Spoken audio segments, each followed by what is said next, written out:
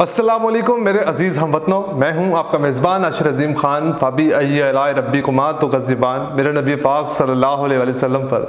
लाखों करोड़ों दुरूद सलाम। नाज़रीन, आज इमरान खान साहब के ऊपर ख़ासी तनकीद दिखाई जा रही है कि अगर पाकिस्तान की अदालतें उनसे माफ़ी की तलबगार हैं, वो चाहती हैं कि अगर वो माफ़ी मांग लें तो इमरान खान साहब को माफ़ किया जा सकता है। लेकिन इमरान खान इस बात पर माफ़ी नहीं मांग रहे, जबकि उन्होंने वजाहत देने की कोशिश की और अदालतों ने उनको वजाहत देने की इजाज़त नहीं दी अदालत के अंदर, और ख़ुद ही 22 सितंबर को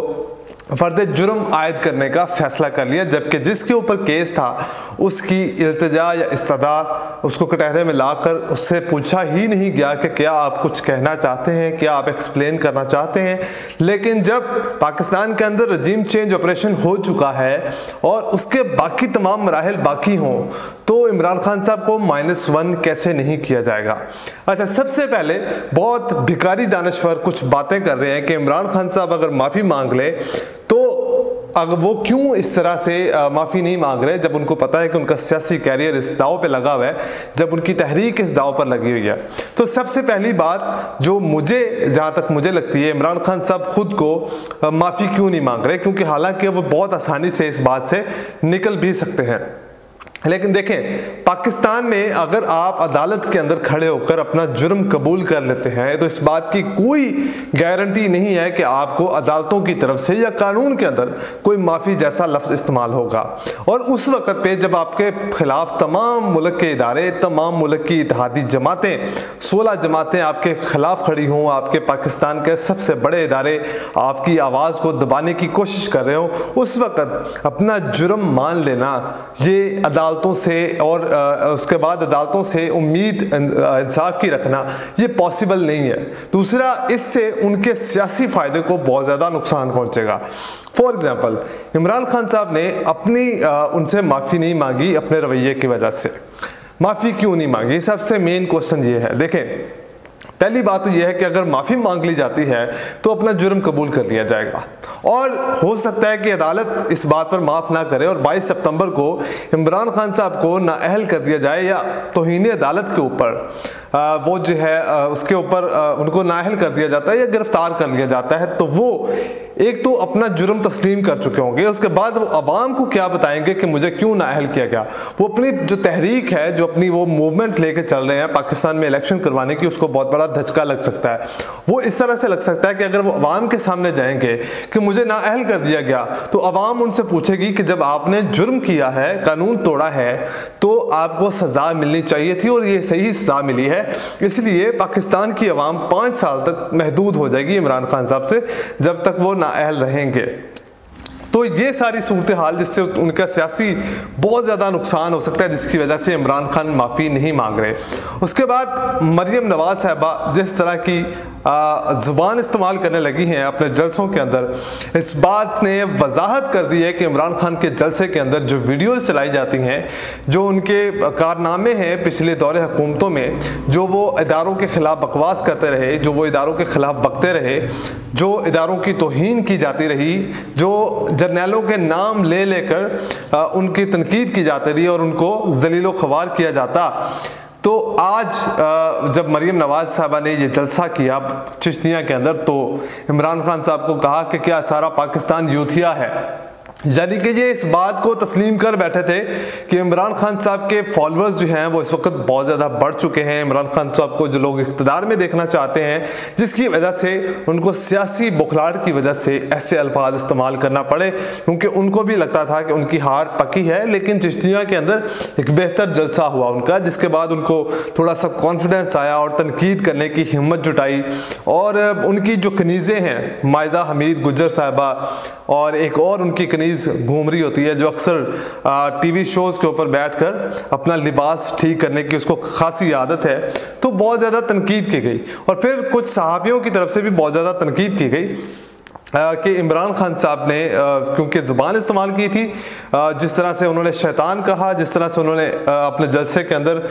ज़ुबान इस्तेमाल की, अगर इनके वालिदैन की सियासत के बारे में इनको याद दिलवा दिया जाए तो इनके 14 तबक रोशन हो जाएंगे जो इनके वालिदैन ने अपनी सियासी मूवमेंट के लिए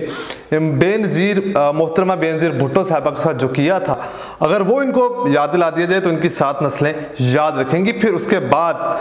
मरियम बीबी जो कि दूसरी उनकी कनीज़ हैं,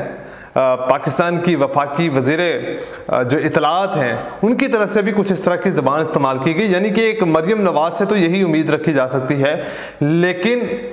एक पाकिस्तान के एक बहुत ऊंचे ओहदे पर जो फायज हो वो भी अगर इस तरह के अल्फाज, यूथिया जैसे अल्फाज इस्तेमाल करे तो कौम को खुद ही तकसीम किया जा रहा है, और यही गलती हमारे इदारे भी कर रहे थे। अच्छा, एक और चीज़ जो आपके साथ खबर शेयर करनी है वो ये है कि ISPR की तरफ से एक ट्वीट किया गया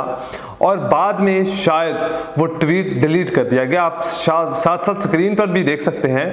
ट्वीट में ये कहा गया कि chief of army staff general Qamar Javed Bajwa has expressed deep sorrow over the demise of her majesty queen Elizabeth and has announced further 2 years extension as Chief of Army Staff to raise morale of Pakistan Armed Forces reeling from the tragic loss। ये एक tweet किया गया जिसके बाद शायद ये सारी वजाहत जो है आ जाती है आवाम के सामने कि ये सारा जो ड्रामा रचाया जा रहा है वो क्यों रचाया जा रहा है। सिर्फ़ और सिर्फ एक जो एक्सटेंशन के लिए एक बंदे की एक पोस्ट पे, एक ओहदे पे तमाम पाकिस्तान की मईशत को तबाह बर्बाद कर दिया गया। उसके बाद इमरान खान साहब ने आज समी इब्राहिम को एक तहलका खेज़ इंटरव्यू दिया, और उस तहलका खेज़ इंटरव्यू के अंदर उन्होंने बहुत बड़ी बड़ी बातें की। एक तो उन्होंने कहा कि कल जो हमारा बहावलपुर के अंदर जलसा होगा वो हमारी इस तहरीक का आखिरी मूवमेंट होगी। कल इस जलसे में मैं अपनी आइंदा का लाया अमल बताऊंगा आवाम को कि इसके बाद हमने इस इम्पोर्टेड हुकूमत से कैसे टक्कर लेनी है और किस तरह से इनको शिकस्त से दो चार करना है। और फिर उन्होंने इलेक्शन के ऊपर भी एक बात की कि इमरान खान साहब जो ज़िमनी इलेक्शन 9 हलकों के अंदर हो रहे थे उनको मुलतवी कर दिया गया है, जबकि उन इलाकों के अंदर तो सैलाब भी मौजूद नहीं है। ये बात सही है कि इमरान खान से, क्योंकि इस वक्त जो सर्वेज आ चुके थे उनके मुताबिक इमरान खान एक पाकिस्तान की बहुत बड़े लीडर के तौर पर सामने आ रहे थे, जिससे पाकिस्तान के बहुत सारे मुख्तदिर हल्के इस बात के खौफ में मुब्तला हो गए कि अगर इस बंदे को इलेक्शन जीतने दिया गया तो पूरी दुनिया के सामने यही जो है वो जाएगा फेस के पाकिस्तान का जो सबसे बड़ा फेस है वो इमरान खान है, और लोग इसी के साथ तिजारत के लिए मुआहदे करेंगे, बातचीत करना चाहेंगे, ना कि नवाज शरीफ और शहबाज शरीफ जैसे लोगों को, और जिसकी वजह से ये सारी इनकी सियासी कैरियर जो है वो दाव पे लग सकता था, और इन्होंने पाकिस्तान को दाव पे लगा दिया ताकि इनकी सियासत बचाई जा सके। रियासत की गई भाड़ में, क्योंकि रियासत के में तो इस वक्त इतना जुल्म हो रहा है। जो लोग सैलाब ज़दगान वज़ीर आज़म साहब से मदद की अपील करने गए थे उनके ऊपर दहशतगर्दी के पर्चे करवा दिए गए, तो ऐसा वज़ीर आज़म जो है वो मुल्क में खुशहाली कैसे ला सकता है? जिसको ज़रूरत है उसी को पैरों में रौंद रहे हैं ये लोग। फिर इमरान खान साहब ने एक बात की कि मेरा बैग पैक है, जो मुझे गिरफ्तार करना चाहता है मेरा बैग पैक है,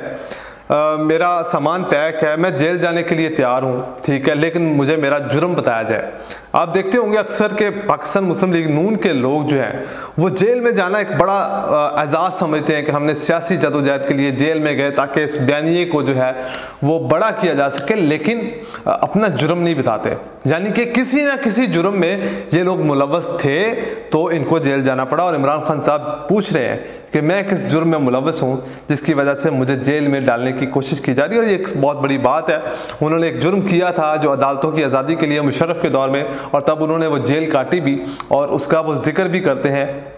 बड़ा फ़खराना अंदाज से जिक्र करते हैं, जो कि करना भी चाहिए। लेकिन अगर आप मुजरिम हो फिर भी सियासी कैरियर के लिए, आप सियासत के लिए उस जेल को 5 स्टार होटल बना के बैठे रहे हो और इस जेल के ऊपर सियासत करें आप लोग, तो ये आप लोगों की सियासत के ऊपर लानत है। जिस तरह की मरियम नवाज़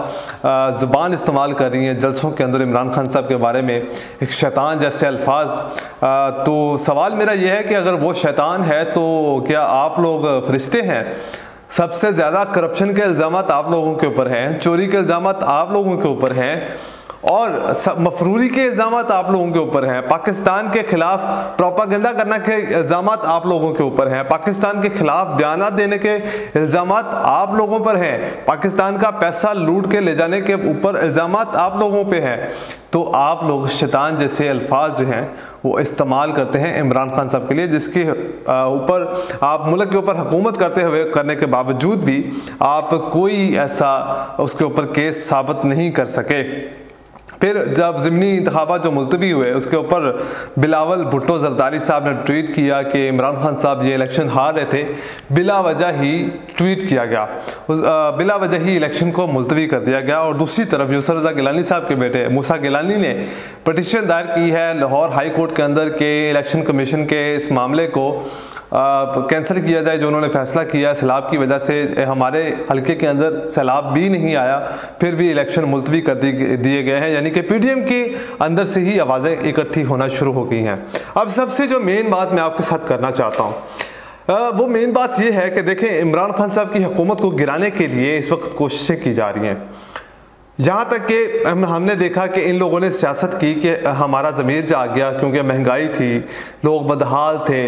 लेकिन इस वक्त इनका ज़मीर जागना एक बहुत बड़ा सवालिया निशान है कि इस वक्त इनके MPs MLAs का ज़मीर कैसे जाग सकता है, जबकि महंगाई तमाम मामला जो है वो वफाकी हुकूमत संभाल रही है और वफाक में शहबाज शरीफ की हुकूमत है, लेकिन उनके लोगों के ज़मीर नहीं जाग रहे हैं, वो इतने बेगैरत हैं। लेकिन पाकिस्तान तहरीक इंसाफ में खड़े होने वाले लोग इतने गैरतमंद हैं कि वो अपोजिशन में होते हुए उनका ज़मीर जाग रहे हैं और उनकी पार्टी को, एक मजबूत अवामी पार्टी को तोड़ने की कोशिश की जा रही है। आज के लिए इतना ही। अगर हमारी वीडियो पसंद आई हो तो लाइक ज़रूर कर दीजिएगा और शेयर करना मत भूलिएगा, क्योंकि ये चैनल आज तक आपकी आवाज़ पहुंचाता है।